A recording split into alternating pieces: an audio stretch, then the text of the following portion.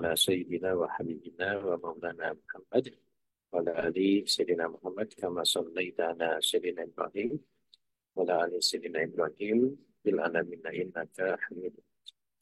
Alhamdulillah malam hari ini dalam Ramadan kita bisa menjalankan kajian kita telah kita menghafal masih di pembahasan permasalahan besar politik dunia. Kita sudah menuntaskan pembahasan tentang Inggris ya. Insyaallah malam ini kita masuk ke pembahasan tentang Prancis ya. Nah, karena mungkin ini malam Ramadan deh, mungkin tidak terlalu larut. Insyaallah mudah-mudahan kita apa namanya reviewnya tidak terlalu panjang begitu. Di pertemuan awal tentang Prancis ini, saya ingin memberikan gambaran umum dulu. Jadi itu salah satu negara di benua Eropa yang jumlah penduduknya itu kurang lebih 66 juta jiwa.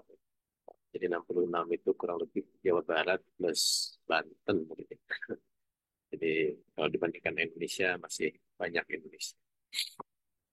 Dan Perancis ini menjadi negara yang ada di tengah ya benua Eropa. Eh, Kalau kita lihat di peta Eropa itu dia di jantung Eropa.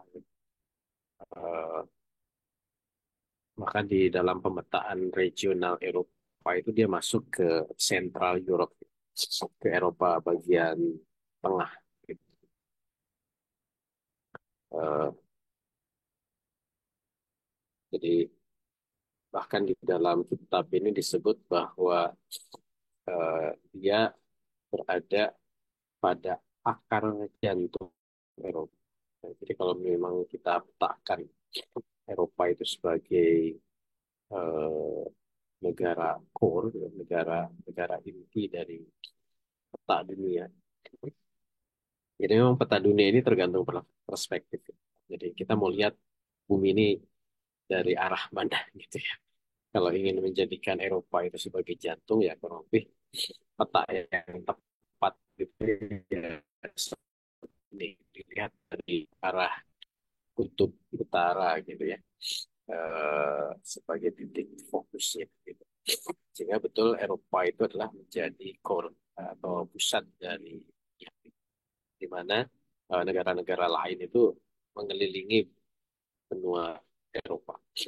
Dan di tengah-tengah benua Eropa itu adalah Prancis.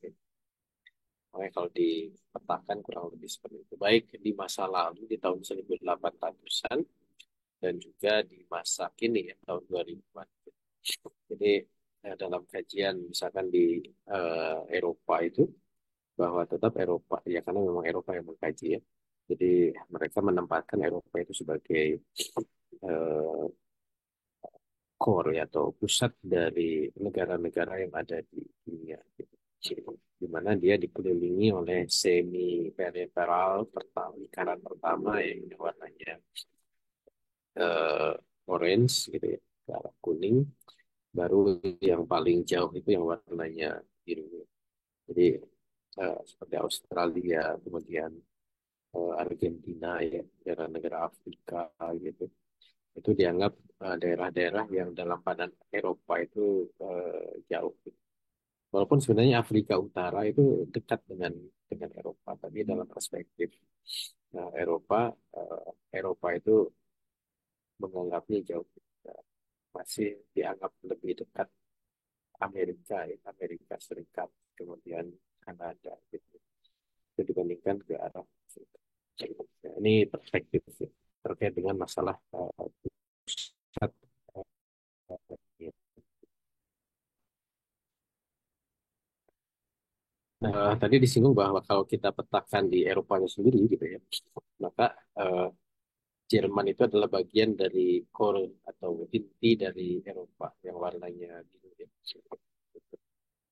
Nah, sedangkan yang periferal, yang pinggiran itu adalah Spanyol, ya Irlandia, Italia.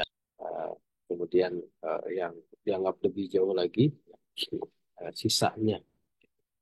Ini menarik ya, di peta ini dianggap Inggris itu adalah eh, apa? Kalau bicara regional itu adalah daya ikat kedekatan dari identitas Eropanya itu lebih jauh gitu.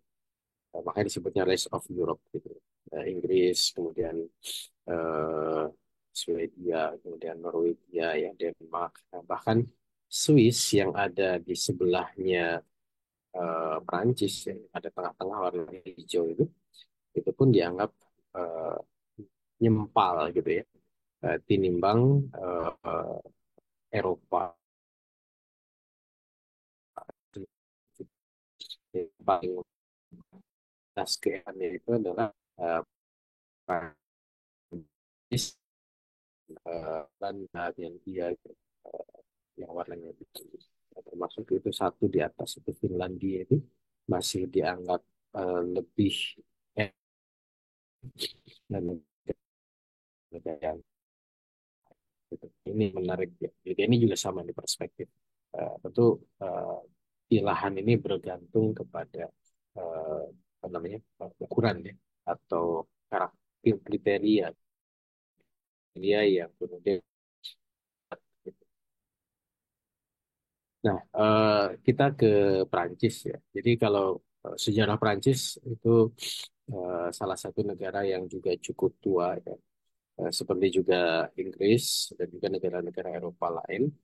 Tapi kalau bicara Perancis modern itu eh, pijakannya bermula dari Revolusi Perancis ya, di tahun 1700-an gitu. Sedangkan sebagai ancient regime ya, rejim kuno, rejim lama gitu. Nah, baru kemudian Prancis modern itu terbentuk pasca Revolusi Prancis.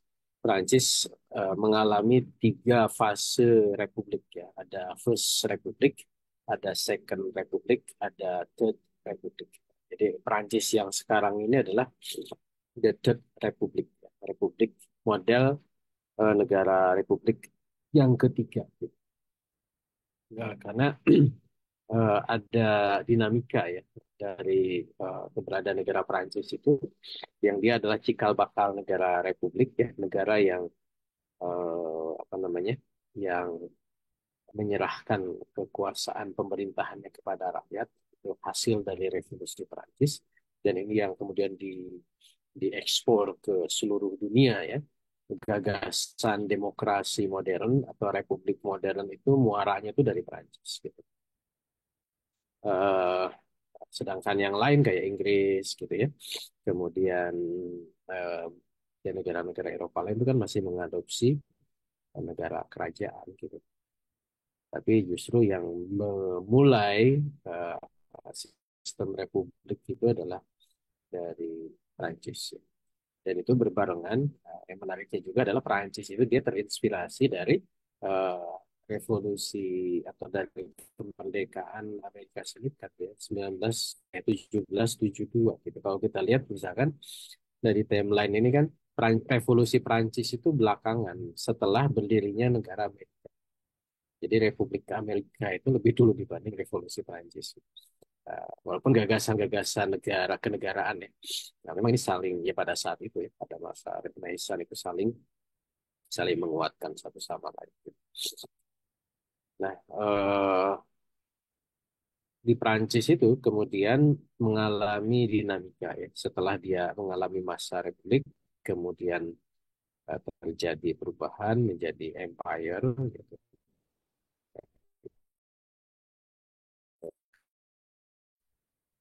Proses restorasi ya. Pemerintahan muncul beberapa kali restorasi, muncul kerajaan monarki ini pada masa eh, tahun 1830-an kembali ke republik, kembali ke empire, baru kemudian ke eh, republik gitu ya. Nah, ini timeline besarnya. Nah, kalau kita detilkan siapa yang berkuasa di Perancis itu, ini juga eh, ya tadi ya mulai dari ini dari tahun 500-an ya. Ini tentu ini masih masa sebelum Revolusi Perancis ya, raja-raja yang berkuasa di sana sampai Revolusi Perancis ya di tahun 1700-an. Nah, jadi bicara Revolusi Perancis itu di masa pemerintahannya Louis ya, baik mulai dari yang warnanya kuning ya, mulai dari Louis ke-13 sampai Louis ke-17. Ya, kemudian itu digulingkan pada masa apa namanya Revolusi Perancis. Nah, kemudian juga model kekaisaran berikutnya, nah itu juga muncul misalkan kolaborasi dari Louis dan Philips ya. Dan yang tentu yang kita nanti akan elaborasi itu juga pada masa Napoleon. Ini juga menarik nanti kita kita telah ya, tentang pemerintahan Prancis di masa Napoleon. Itu. Jadi itu kurang lebih apa namanya eh, dinamika yang terjadi. Nah, Napoleon eh, itu adalah masa eh, empire ya, masa Prancis di masa empire bukan lagi dia menerapkan sistem republik. Itu timeline ya. Nah, ini sekilas tentang pada masa Revolusi Prancis, bagaimana kekuasaan di tangan eh, Raja Louis, kemudian dia eh, ya apa istilahnya itu mendapatkan eh, penentangan ya dari masyarakat yang kemudian menggulingkan eh, kerajaan, akhirnya kemudian mendirikan pemerintahan di tangan rakyat, gitu. Kemudian disebut sebagai eh, republik gitu. Eh, dan itu tidak tidak mulus gitu ya. Kenapa? Karena mengalami ini disebut sebagai eh, fase teror sampai 2 tahun gitu. Apa namanya vacuum of power gitu ya. Eh, Kaisar apa kerajaan jatuh, kemudian tidak ada pemimpin yang bisa kemudian mengendalikan negara, kerajaan dihancurkan 17 kemudian Raja Louis di apa dieksekusi ya pada saat itu. Kemudian eh, pada saat yang sama terjadi peperangan dengan Inggris. Sampai kemudian apa bisa dikendalikan gitu. Salah satu yang bisa mengendalikan yang cukup lama itu adalah pada masa Napoleon. Makanya kemudian Napoleon itu dianggap sosok yang sangat berjasa untuk bisa menstabilkan kembali eh, negara Prancis. Gitu. Nah, Prancis punya slogan yang menjadi rujukan ya demokrasi modern atau republik modern dengan mencetus 3 ide ya, liberty, equality, dan fraternity. Dan ini menjadi slogan dalam revolusi Prancis. Liberty, kebebasan, equality, kesetaraan, ya, dan fraternity, persaudaraan. Gitu. Dan ini disimbolkan dengan 3 warna bendera Prancis. Dan juga itu diadopsi oleh negara-negara di Eropa ya, yang umumnya ada 3 warna ini. Seperti Belanda misalkan ya, itu ada 3 warna ini. Biru melambangkan liberty, putih equality, dan merah itu fraternity. Walaupun memang ada apa namanya ya taksiran lain gitu ya terkait dengan warna. Misalkan warna merah dan biru itu diambil dari bendera kota Perancis ya. Biru itu melambangkan Saint Martin, eh, kemudian merah melambangkan Saint Denis ya. Itu tokoh-tokoh eh, putihnya kerajaan. Eh, Putih itu juga menurut Lafayette ya dia jenderal besar di Revolusi Prancis itu menunjukkan warna putih itu adalah tentang republik. Kenapa republik? Karena itu rakyat. Nah ini eh, simbol yang kemudian dimunculkan oleh Prancis dan ini menjadi eh, slogan yang disebarluaskan ke seluruh liberty, equality, dan fraternity. Makanya gagasan liberty ya menjadi ya,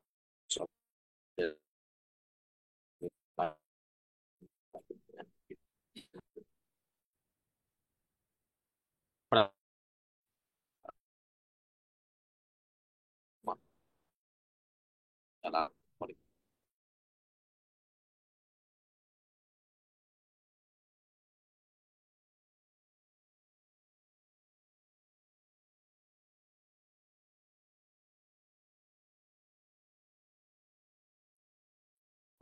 putus ya.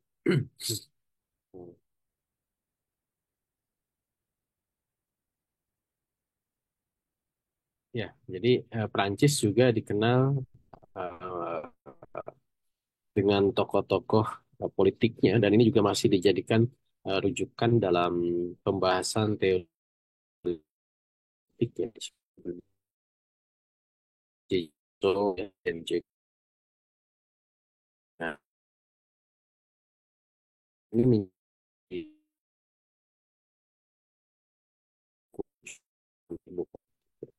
Voltaire juga Montesquieu ya. Gagasan Montesquieu ini menjadi rujukan eh, apa namanya pemisahan kekuasaan ya. Sehingga ungkapan dari seorang filosof Inggris ya Lord Acton power tends to corrupt absolute power corrupt absolutely ya bahwa kekuasaan itu cenderung disalahgunakan dan kekuasaan yang absolut itu pasti disalahgunakan gitu ya. Ini yang kemudian melahirkan teori yang diungkapkan oleh Montesquieu akhirnya dibuatlah spirit of power ya, pemisahan dari kekuasaan. Ada power uh, to legislate ya, kekuatan atau kekuasaan untuk membuat aturan. Ya, muncullah lembaga legislatif ya. Ada power to execute, kekuasaan untuk melaksanakan apa, undang-undang atau aturan. Muncullah lembaga eksekutif dan power to dedicate ya, untuk mengontrol, mengawasi. Muncullah lembaga uh, yudikatif gitu. Makanya muncul teori lay, legislatif, eksekutif, yudikatif itu muaranya dari dari pemikiran dari Montesquieu ya.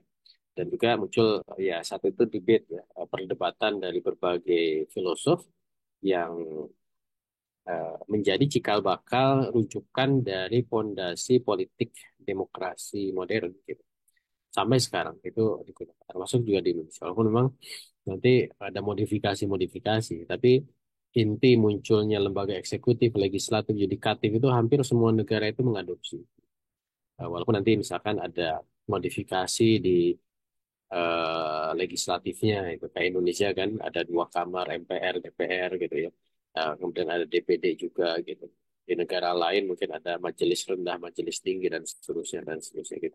Nah tapi intinya adalah bahwa eh, pemikiran dari Montesquieu ini dia eh, memunculkan gagasan bahwa power itu harus dipisah ya.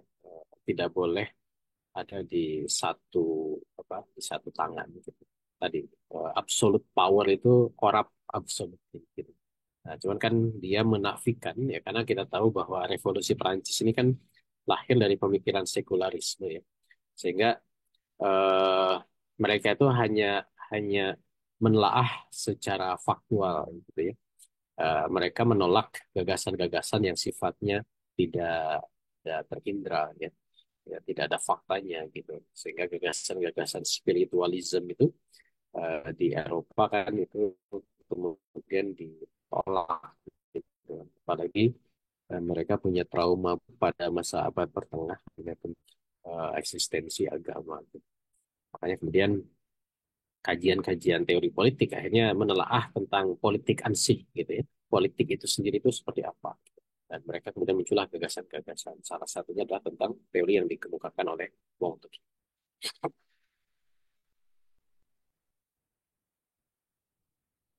Nah, Prancis juga eh, dia negara penjajah ya. Jadi pada masa kolonialisme di Eropa, Prancis juga termasuk negara yang melakukan kolonialisme di dunia ketiga ya, baik di Afrika, di Asia, gitu, termasuk juga di benua Amerika gitu. Namun karakteristik dari kolonialisme Prancis itu dia agak berbeda dengan negara lain. Kenapa? Karena dia tadi ada pengaruh apa namanya eh, gagasan kebebasan yang dimiliki oleh Prancis. Jadi dia seolah menjadi dilema gitu ya. Di satu sisi dia punya tiga tiga konsep yang dia elung-elungkan ya. Eh, Liberty, equality, fraternity gitu. Tapi ketika dia berhadapan dengan realitas bahwa negara-negara bersaing untuk mendapatkan negara-negara koloni dan di situ melakukan penjajahan, tiga gagasan itu kan menjadi absurd ya. Bagaimana dia menyatakan liberty padahal dia melakukan jajahan gitu ya. Bagaimana dia melakukan equality tapi dia membedakan perlakuan antara penjajah dengan negara jajahan. Bagaimana dia eh, menyuarakan konsep fraternity gitu ya, persaudaraan, padahal dia kemudian memperlakukan eh, jajahannya itu sedemikian rupa. Makanya selalu akhirnya tidak, ya kalau bahasa sekarang ya tidak pol gitu ya, ngejajah gitu. Ngejajah terutama memang karena dorongan-dorongan yang sifatnya praktis, tapi ketika dikritik ya secara internal di negara Perancisnya, ya mereka akhirnya kemudian tanggapan. Makanya menjadi seolah-olah menjadi hipokrit ya, menjadi munafik gitu ya negaranya. Dan ini yang juga terus-menerus kita lihat ya dari perilaku Perancis itu ketika dia antara ide-ide yang seolah-olah itu bagus gitu seolah-olah, tapi di sisi lain praktikalnya itu justru jauh panggang dari api. Nah ini ya kemudian dalam model penjajahannya itu beda ya dengan negara-negara sebelumnya. Nah ini gambaran negara-negara yang pernah dijajah oleh Perancis ya. Jadi dia masuk ke benua Amerika. eh, Amerika Serikat itu sebagian adalah jajahan Prancis, termasuk juga Kanada ya. Ada wilayah Quebec ya. Itu sebenarnya bisa bisa di-track dari bekas jajahannya. Negara-negara yang bekas dijajah Prancis itu eh, ya tentu ada penetrasi budaya ya bahasa. Kemudian diikat dengan Francophone ya, negara-negara yang berbahasa Prancis gitu. Nah di Amerika Utara, Kanada dan Amerika ya. Kita juga lihat di benua Amerika di negara Amerika Serikat itu ada nama-nama daerah yang kemudian dinisbatkan kepada raja-raja di Prancis. Misalkan di Amerika Serikat itu ada daerah Louisiana ya. Eh, dari Raja Louis ya. Bisa dia gitu. Termasuk juga di Amerika Selatan itu ada yang masih secara secara eh, teritori dia masih dimiliki oleh Prancis ya. Makanya namanya Guyana Prancis itu yang warnanya merah di benua Amerika Selatan itu Nah, di Afrika, terutama di Sahara Barat, itu adalah negara-negara yang dijajah oleh Prancis. Kemudian di Timur Tengah itu buah dari apa perjanjian Sykes-Picot ya, kerjasama dengan Inggris ketika menghancurkan Turki Utsmani. Nah, makanya Suriah, Lebanon itu negara yang eh, apa namanya dikuasai Prancis ya sebelum dimerdekakan. Dan ada Madagaskar di Asia Tenggara, ada negara-negara dulu namanya Indo-Prancis ya. Eh, jadi negara-negara India yang dikuasai oleh Prancis. Itu Vietnam, kemudian Laos, ya, kemudian Kamboja gitu.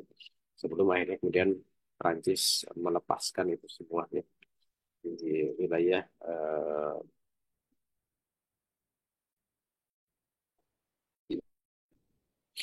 langsung inilah wilayah-wilayah yang pernah Prancis itu mampir gitu ya dan menguasai termasuk di seluruh benua Eropa. Kenapa? Karena pada masa Napoleon itu kan hampir semua benua Eropa kecuali Inggris itu dikuasai oleh Prancis gitu. Makanya diwarnai hijau Eropa. Nah, semuanya itu pernah dikuasai oleh Prancis. Ya. Termasuk sebagian di India, ya walaupun di India ini tidak lama ya, karena keburu kalah oleh Inggris ya seperti itu. Dan ada pulau-pulau kecil di seantero penjuru dunia, walaupun memang tidak sebanyak Inggris ya, tapi Prancis juga berhasil menguasai wilayah-wilayah di seluruh.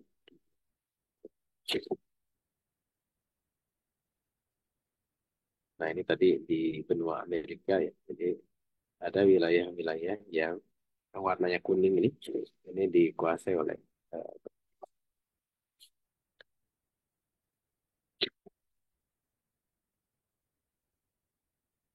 nah, ini yang di Afrika ya. Eh, dan akhirnya semuanya dilepaskan ya perlahan. Mulai dari wilayah Afrika Utara, Maroko, kemudian Aljazair, Tunisia itu yang memang eh, di bawah pengaruh Prancis dan itu lebih awal dimerdekakan oleh Prancis ya. Kemudian daerah Sahara ya, mulai dari Mali, Senegal, Guinea, Pantai Gading, ya, Togo, Benin, Kamerun, Kongo, Gabon, ya. Ini negara-negara di Afrika yang juga kemudian dikuasai oleh Prancis dan dimerdekakan. Nah ini yang tadi di Eropa, jadi hampir seantero Eropa itu pernah diduduki oleh Prancis ya. Eh, Makanya kemudian apa namanya Prancis ini menjadi salah satu yang punya pengaruh kuat gitu ya, terutama pada masa eh, Napoleon, pada masa Napoleon tahun 1812. Luar biasa, walaupun memang tidak lama juga ya. Dan hasil dikembalikan ya situasinya oleh oleh negara-negara Eropa yang lain, terutama oleh Inggris. Nah, tadi terkait dengan perlakuan eh, Prancis ya di negara jajahan, jadi memang kalau kita lihat dari tipikalnya itu, eh, Prancis itu dia mengalami dilema ya ketika kemudian dia punya gagasan-gagasan terkait dengan kebebasan, tapi di sisi lain dia melakukan penjajahan. Makanya kemudian dia berusaha memberikan keleluasaan terhadap negara-negara jajahan yang akibatnya kemudian negara jajahannya itu tidak terlalu dalam kontrol yang kuat oleh oleh Prancis. Eh, ya, ini beberapa aturan yang kemudian oleh Prancis berlakukan terhadap negara-negara yang ada di bawah kekuasaan kolonial. Termasuk juga misalkan terkait kebijakan lihat di Prancis ya, itu eh, Prancis itu negara yang cukup adaptif ya terhadap eh, migran dari negara bekas jajahan. Ya kalau yang bapak-bapak mungkin kenal ya, eh, pemain bola Prancis ya, Zidane gitu ya. Itu kan dari Aljazair, Muslim gitu ya. Dan dia sedemikian bisa apa, diterima gitu ya. Karena ada proses asimilasi yang yang cukup adaptif ya terhadap negara-negara bekas jajah. Eh, Memberikan kemudahan untuk eh, apa namanya, mengadopsi kewarganegaraan. Walaupun memang belakangan dengan isu terorisme, ya, radikalisme, gitu, kekhawatiran tentang dominasi Muslim. Karena di Perancis ini Muslimnya semakin banyak gitu ya. Eh, Apa namanya?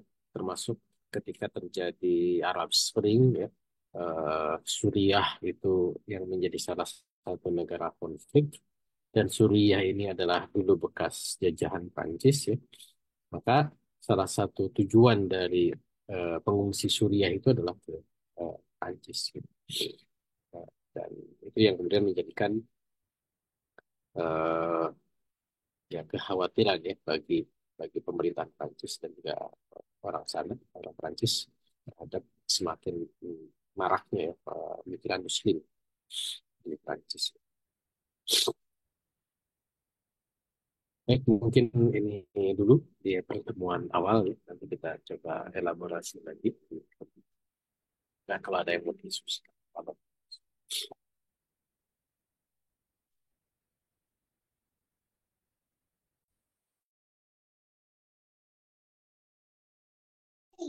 Ya, Alhamdulillah, Bapak Ibu, jamaah sekalian.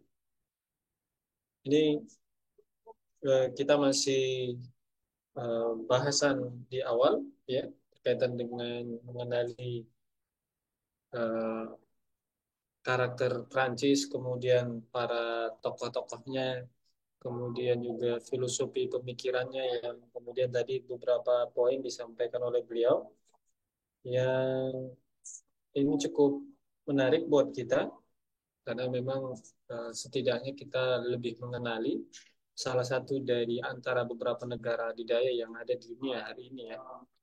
Alhamdulillah Bapak Ibu, insya Allah ini kita buka sesi tanya jawabnya.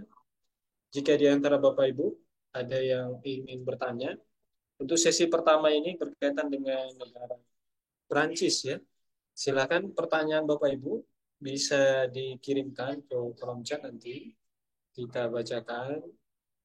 Dan kalaupun ada yang mau bertanya langsung, kami berikan kesempatan kalau di antara Bapak Ibu yang ingin mau bertanya langsung kepada Ustadz ya.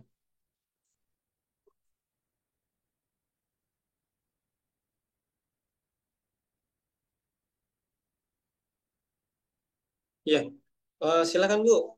Bu Faiz dia. Monggo Bu. Oke, jazakumullah khair. Assalamualaikum warahmatullahi wabarakatuh. Eh, izin bertanya, Ustadz, terkait dengan revolusi Prancis, gitu ya. Masih ingat apa namanya? Hal itu juga disebutkan, gitu ya, di apa namanya pelajaran SMA gitu. Yang ingin saya tanyakan, kenapa di beberapa literatur itu disebutkan, tadi Ustadz juga menyebutkan bahwa revolusi Prancis itu berpengaruh besar gitu kepada masyarakat dunia. Yang ingin saya tanyakan itu di tahun itu gitu ya, sekitar tadi kan disebutkan sekitar abad ke-18 nih, sekitar 1780-an.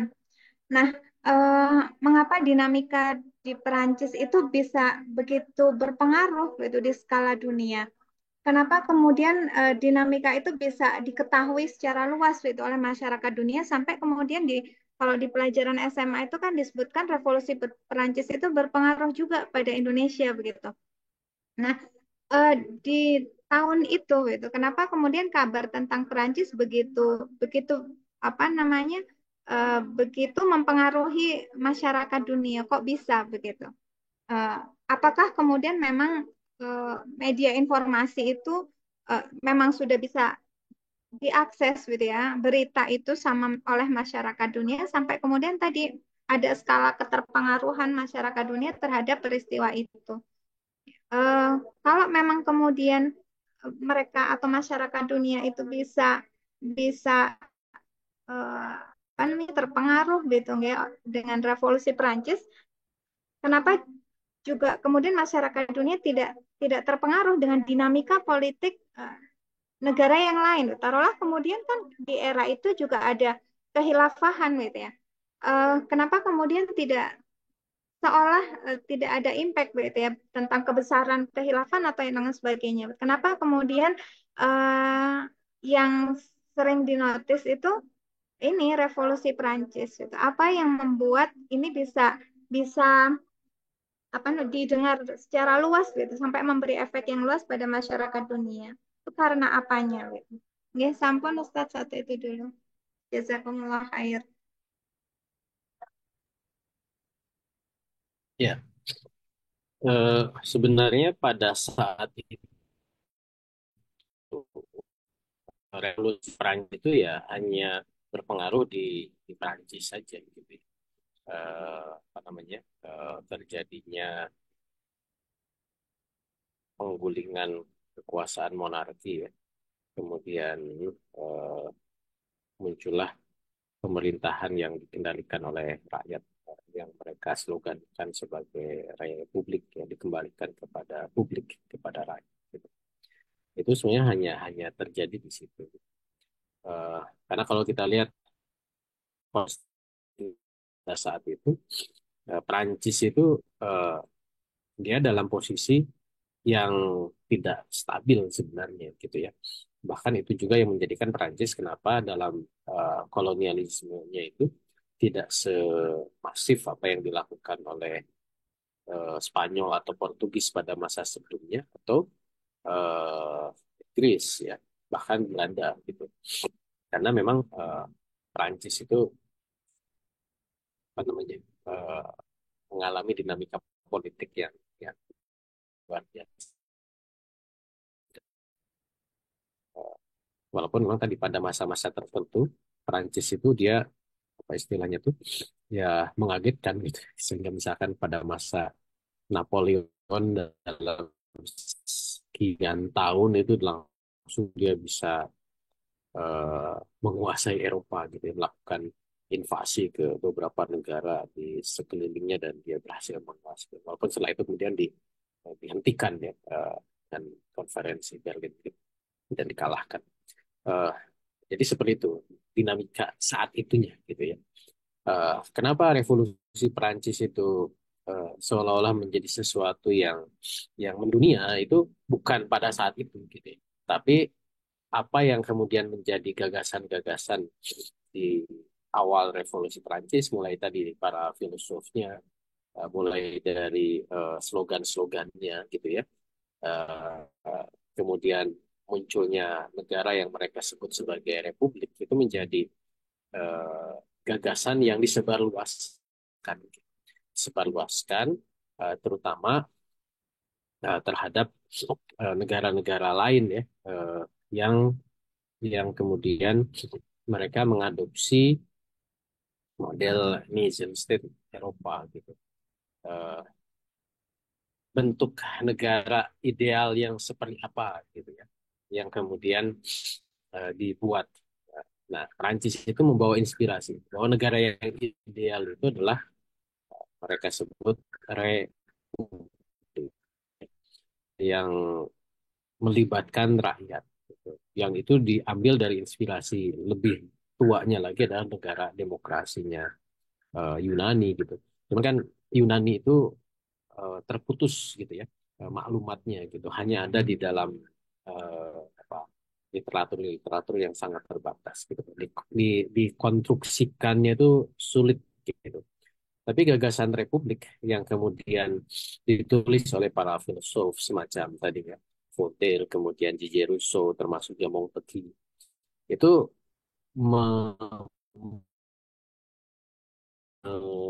merilkan gitu ya gagasan ideal yang mereka inginkan adalah negara yang tidak monarki tidak dikendalikan oleh sekelompok orang, oleh satu orang ya, oleh kekuasaan diktator, kekuasaan tirani, tetapi negara yang dikendalikan oleh rakyat gitu. Itu yang kemudian mereka sebut sebagai republik. Nah, ini yang kemudian seolah-olah menjadi celing baru gitu ya, gagasan baru gitu, ya. Gagasan yang oh ya ini negara itu milik kita. Makanya tulisannya J.J. Rousseau itu kan do kontrak sosial bahwa negara itu ada karena memang kesepakatan rakyat. Rakyat itu dia bikin kontrak eh, untuk bikin negara bareng-bareng. Nanti siapa yang jadi pemimpinnya siapa dan itu kan teorinya itu teori yang indah gitu ya dalam sebuah proses pembentukan negara dilengkapi oleh monarki ketika kekuasaan absolut itu buruk gitu kekuasaan tirani itu buruk gitu kekuasaan terus bagi-bagi ada yang jadi eksekutifnya legislatifnya yudikatifnya sehingga negara ideal itu akan terbentuk. Nah gagasan ini yang kemudian dibawa gitu ya. Baik di seantero Eropa termasuk juga ke negara-negara apa namanya ke negara-negara kolonial gitu. Negara-negara yang ketika mereka melakukan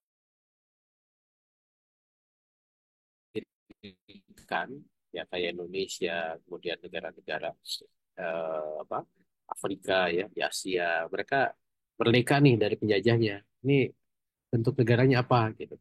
Akhirnya kemudian itu menjadi inspirasi ya cerita revolusi Perancis teori-teori yang dibangun oleh para filsuf di Perancis itu menjadi gambaran indah gitu, untuk membuat negara ideal. Gitu.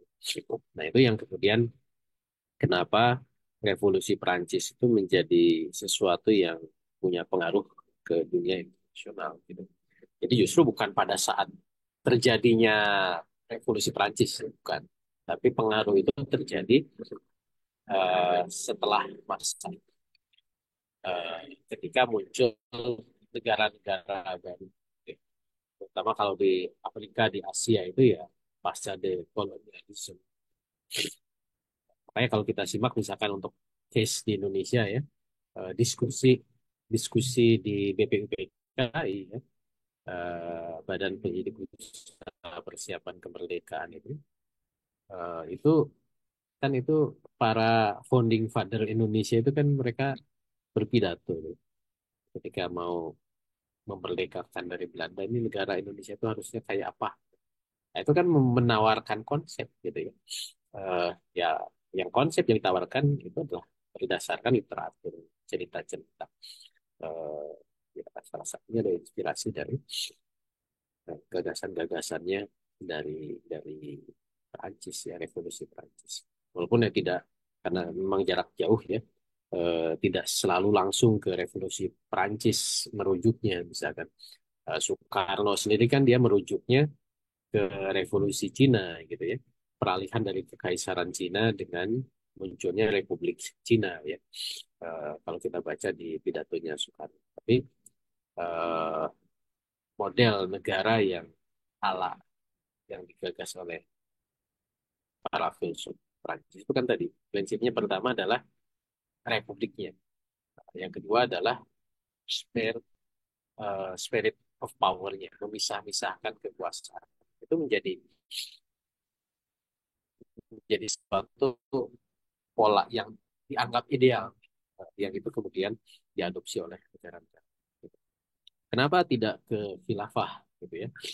Eh, karena ya dalam pandangan para pemikir politik, khilafah itu kan dianggap sama gitu ya dengan negara-negara monarki karena dia kekuasaan tunggal. Gitu ya.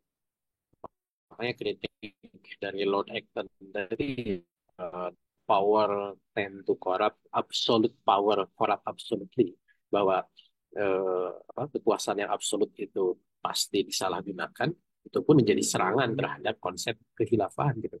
Makanya itu yang kemudian digagas oleh gerakan Turki Muda Mustafa Kemal Atatürk ya ketika kemudian menggulingkan kekhilafahan di Turki gitu ya. Makanya muncullah Republik Turki. Makanya model negara republik itu menjadi tren gitu ya. menjadi seolah-olah menjadi negara yang bentuk negara yang model negara yang ideal gitu yang kemudian digunakan oleh negara-negara di dunia gitu. Dan ketika bicara republik, maka rujukannya itu adalah ke revolusi Prancis karena kata-kata republik itu muncul dari sana. Itu uh, walau alam. Oke, jazakumullah khair, Ustaz. Ya, eh, kami masih menunggu ya Bapak Ibu, jika memang ada yang bertanya, kirimkan pertanyaannya ke kolom chat. Insya Allah jika memang berkesempatan nanti akan kita minta kepada Ustadz untuk menanggapinya. Ustadz, sedikit untuk mengkonfirmasi Ustadz, sekaligus bisa minta penjelasan. Kalau kita uh, kupas dari beberapa negara adidaya yang sebelumnya telah kita tinjau atau kita kupas telaah, mulai dari Jepang, kemudian Inggris dan Amerika, bahkan Islam, yang di awal itu memang yang dijelaskan oleh penulis kitab ini adalah karakter dari penganut atau karakter dari bangsa tersebut. Nah, tetapi di dalam bahasa ini malah penulis kitab ini memunculkan historinya malah. Kemudian itu yang pertama Ustaz. Kemudian berkaitan dengan eh, kompetisi lah ya, bisa kita bilang bahwa antara Prancis kemudian dengan Inggris hingga beberapa waktu eh, belakangan, dan ternyata di mana yang membuat Prancis itu tidak mampu bertahan Ustaz. Padahal dari segi ide, Prancis ini kan bisa dibilang lebih maju ya, lebih maju ketimbang Inggris. Apakah tidak kemudian ini menjadi tolak ukur satu kebangkitan pada dua negara, katakan saja di Eropa, antara Inggris dan Prancis tersebut? Ternyata Inggris itu lebih punya pengaruh yang lebih luas ketimbang Prancis. Apakah ini juga eh, tidak berdampak dari karakter bangsanya, atau memang tidak sebatas hanya punya tokoh yang idenya bagus kita bilang, atau sampai sahabat posisi, ide-ide yang apa ya, ide-ide yang pelopor lah ya untuk pemikiran yang mereka munculkan pada saat itu. Nah, mohon tanggapan Ustaz. Ya, kalau dari sisi karakter yang menonjol nanti juga kita akan kupas ya di pertemuan berikutnya. Karakter yang menonjol dari Prancis itu kan tadi karakter bebasnya itu ya. Eh, Sehingga kemudian Prancis itu terkenal sebagai negara penganut kebebasan. Nah, cuman kan nanti ini kenapa kok tidak menjadikan Prancis itu kuat gitu? Karena karakter itu justru eh, bertentangan dengan apa? Dengan eh, dengan tabiat eh, negara yang kuat gitu. Karena nanti ya kalau nanti kita telaah ya secara filosofis itu gagasan republik ya gagasan kebebasan itu gagasan yang absurd gitu ya. Eh, Kalau kata orang Sunda itu jiganunya itu seperti iya gitu. Padahal itu tuh justru song lemah gitu. Seperti hebat gitu ya. Padahal itu memang nggak ada isinya gitu. Republik itu kan sepertinya wah hebat nih pemerintah di tangan rakyat. Padahal kan itu gagasan yang nggak nyata gitu. Nggak gimana sih caranya pemerintahan rakyat itu nggak bisa gitu. Nggak ada itu pemerintahan rakyat. Demokrasi itu dari awal gagasan dari Aristoteles itu kan sudah dikritik dari awal. Ini gagasan yang utopis. Nah, republik itu orang bangga dengan istilah republiknya, tapi republik itu nggak bisa diterapkan. Gitu. Itu gagasan yang khoyali gitu kalau dalam kitabnya Syekh Abdul Qadir Jaltum ya, ketika bicara tentang negara demokrasi itu ya negara khoyali, negara hayalan gitu. Makanya kemudian dia itu membawa beban konsep yang dianggap hebat pada kosong. Sehingga kemudian eh, tabiat yang dimiliki oleh Prancis itu tidak membawa karakter sebagai tabiat seorang adidaya yang kuat gitu ya. Bahwa dia memang punya kemampuan, ya. Tapi ketika dia karakternya kosong, karakternya dia lemah gitu ya. Makanya kemudian dia memang tidak sehebat negara-negara adidaya yang lain yang memang justru punya punya karakter yang lebih lebih jelas gitu ya. Eh, Kayak Inggris kan konservatif itu kan jelas gitu. Apa namanya istilahnya itu kaku ya, kaku pemimpin. Kayak Amerika juga pragmatis itu kan jelas gitu ya. Tapi ketika eh, Prancis itu kan dalam karakter lain itu disebutnya flamboyan ya. Flamboyan itu apa ya? Eh, Menonjolkan penampilan gitu. Makanya kota Paris itu kan dianggap sebagai kota kiblatnya mode gitu. Dia itu ingin dianggap hebat padahal dia kosong. Muaranya itu apa? Tadi dari konsep-konsep yang sesuatunya konsep-konsep yang dianggap hebat padahal itu memang konsep itu tidak ada isi. Sekularisme itu kan dari Prancis juga kan ketika kemudian mengakhiri perang 30 tahun ya, ya perjanjian apa, perjanjian Westphalia gitu. Prancis Jerman lah. Walaupun memang Jerman punya karakter yang lebih kuat dibandingkan Prancis gitu. Tapi ketika sekularisme itu kemudian diterapkan sebagai muara dari muncul di Eropa, eh, sekularisme itu kan juga gagasan yang kosong. Kenapa? Eh, karena tidak tegas gitu. Mereka mereka ingin menyelesaikan konflik dengan menghindari konflik. Gitu. Ya udah pisahin aja agama dengan dunia. Gitu. Nah, padahal faktanya tidak bisa dipisahkan begitu saja. Seolah-olah dengan sekularisme itu selesai masalah. Nah ini yang jadi muaranya. Termasuk juga tadi muncul gagasan-gagasan dari para pemikir politik Perancis ini justru gagasan-gagasan dalam. Jadi kalau tadi dikaitkan dengan pertanyaan kok tidak sekuat eh, Inggris ya atau Amerika atau Jerman karena emang dari sisi karakter ya. Kalau dilihat dari perspektif karakter itu begitu. Tapi kalau dilihat dari sisi kemampuan sebagaimana juga negara-negara Eropa lain sebenarnya Prancis itu punya kemampuan yang tinggi gitu ya. Nanti kita akan kupas ya terkait dengan nanti kekuatan militernya seperti apa gitu ya.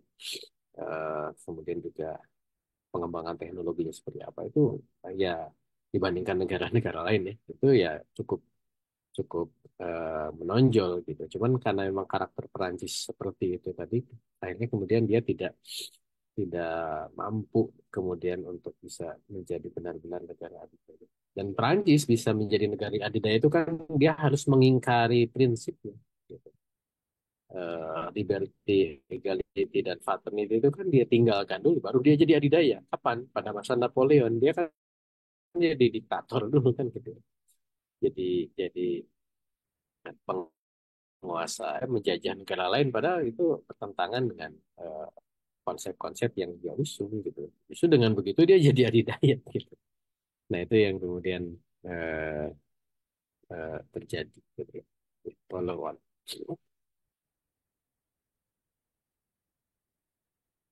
Syukuran, Ustaz.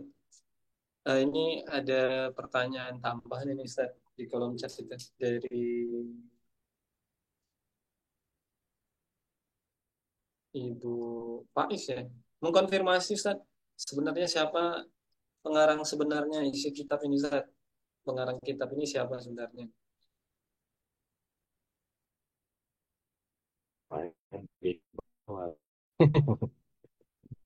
Harusnya kan ketika di awal kita sudah bahas ya. Ini seolah kita sudah apa pertemuan keberapa? 45.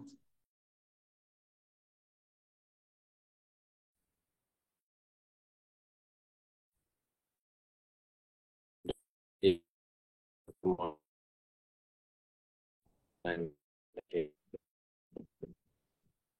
balik lagi ke dulu kan di awal saya sudah jelaskan ya tentang kitab ini. Eh, jadi memang selalu kita review dikenalkan dulu lah ya di, di awal-awal gitu.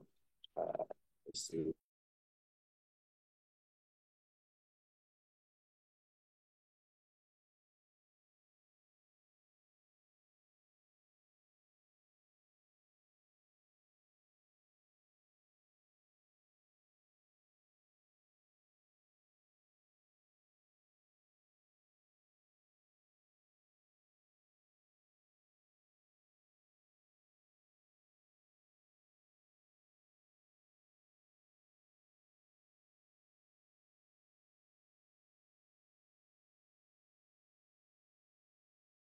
Terlempar itu Ustaz. Benar Bu, bentar Bu ya.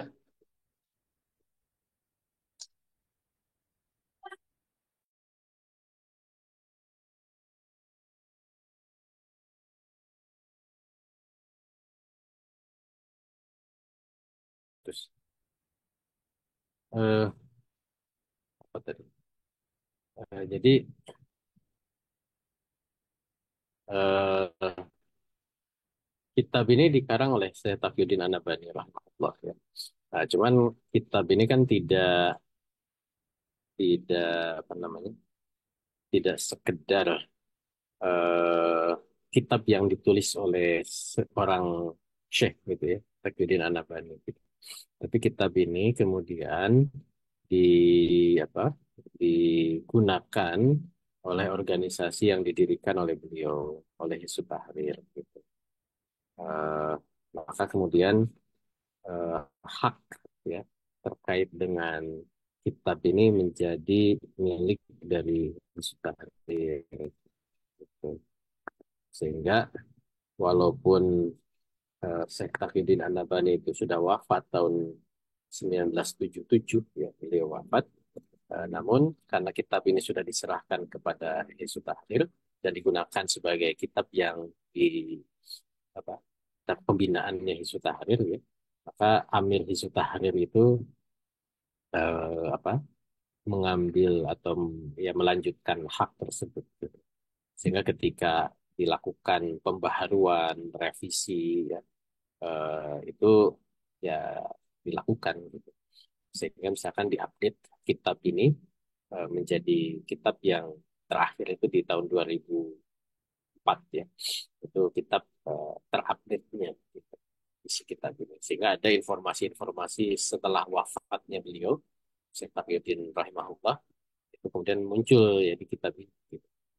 Bukan berarti Syekh Taqiyuddinnya hidup kembali, bukan begitu. Tapi karena memang kitab ini sudah diserahkan ke Hizbut Tahrir dan kemudian Amir Hizbut Tahrir beliau yang kemudian melakukan pembaruan-pembaruan terhadap kitab yang dikarang oleh Syekh Taqiyuddin. Jadi begitu kurang lebih penjelasan. Nanti berbeda, nanti tergantung seberapa besar ya.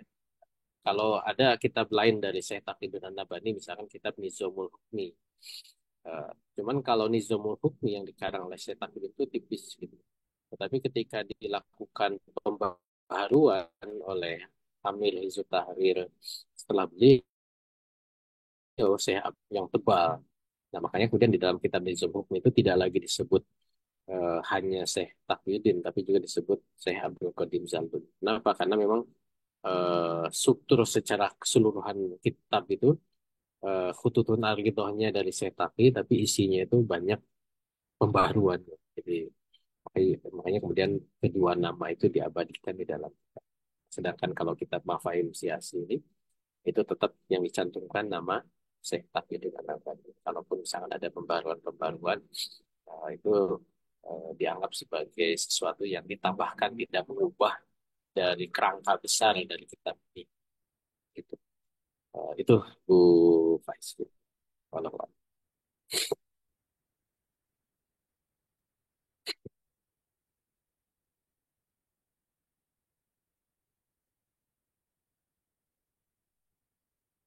Ya, Alhamdulillah Ustaz sudah terjawab dan clear ya berkaitan dengan kitab ini.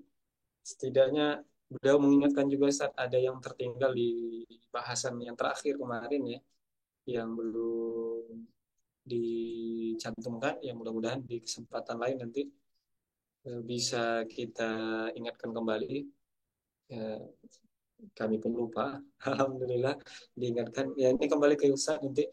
Alhamdulillah Ustaz, kita cukup saja Ustaz untuk sesi malam ini. Ya, Ya. misalkan nanti kita lanjut. Boleh kasih closing statement Ustaz untuk sesi kita malam ini?